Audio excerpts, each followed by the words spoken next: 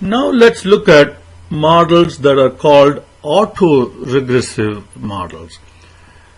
Now this is another way of handling the seasonality. So in the previous example, we defined dummy variables for the different quarters, and then we saw the results were very good.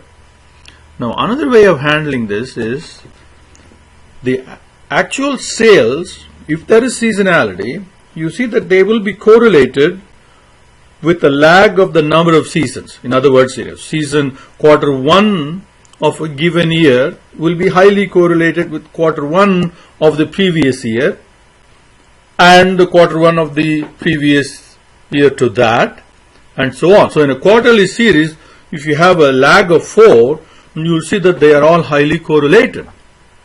So maybe we can regress the value of y, with the value of y itself as our independent variable lagged by a given number of periods. So since we are now using the dependent variable y itself as an independent variable with a suitable lag, that's why these are called autoregressive models. By itself, regression of the dependent variable with itself, except that there is a lag. Of course, you can't have regression of y variable exactly with y, which would be just perfect. So with a lag of x number of periods. Usually for trend, a lag of 1 would be good. For seasonality, a lag of the number of seasons in a cycle will be used. So those are the two lags which are interesting in an autoregressive model. Again, what is autoregressive? Autoregressive model is one where the dependent variable itself is used as independent variable with suitable lags. So let's look at an example in Excel now.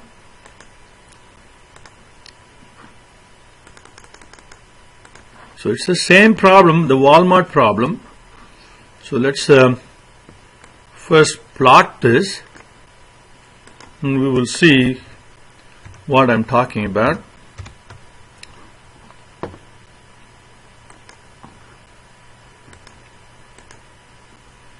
Okay, and then let's go ahead and clean up the format here.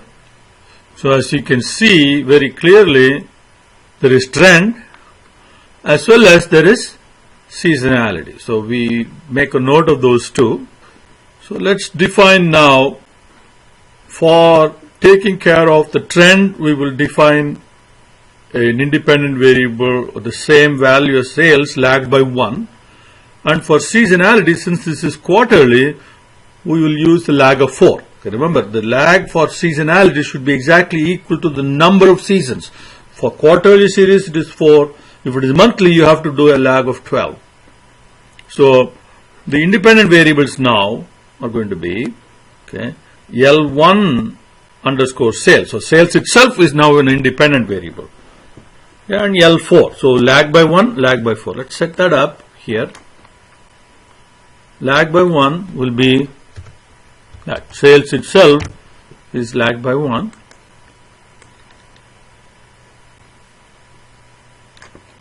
Okay, and lag by 4 would be that. Okay, so the first 4 observations are not going to be useful because we have gap here. So now we run a regression,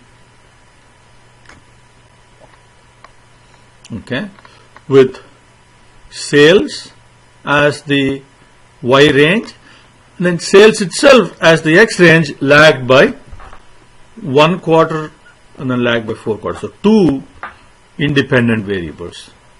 So let's run a regression analysis. So y range starting from M12, then x range would be starting from N12 through O71, and let's put the output right there and click OK.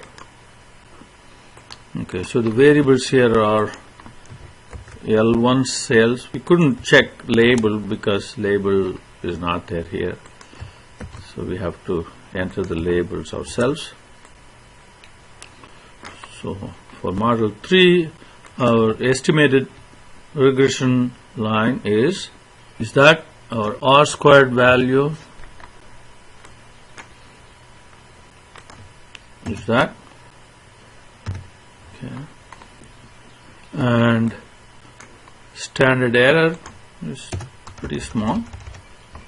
So you see that this model also gives you very good results. You didn't have to define dummy variables and use them. So by simply using autoregressive approach, we are able to generate similar results.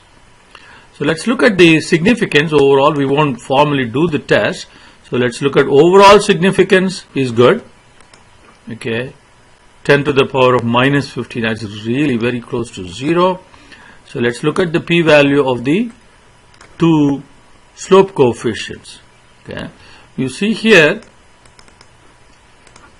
the lagged by 4 is significant, but lagged by 1, the trend part of the lagged autoregressive independent variable is not significant.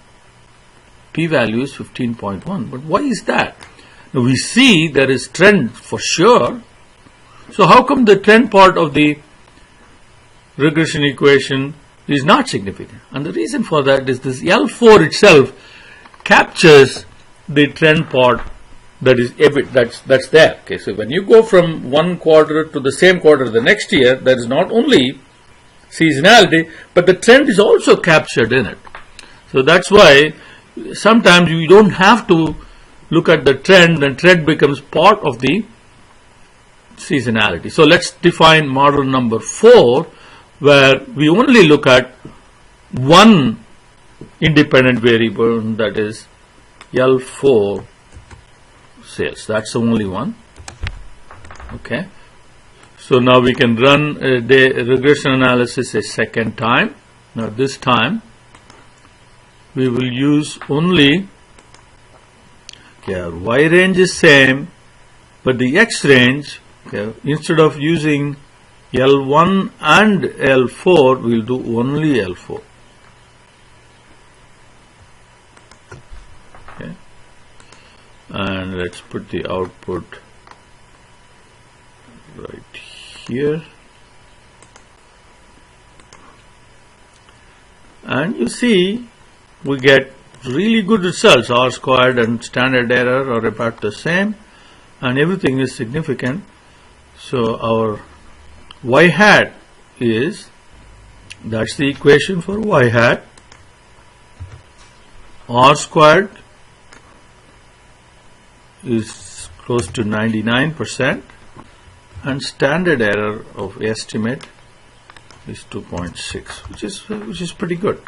You see, this slightly goes up, but not by a whole lot. Okay. So again, autoregressive approach is another alternative to handle seasonal variation. You don't have to really, define dummy variables and so on. You can do autoregressive models as well.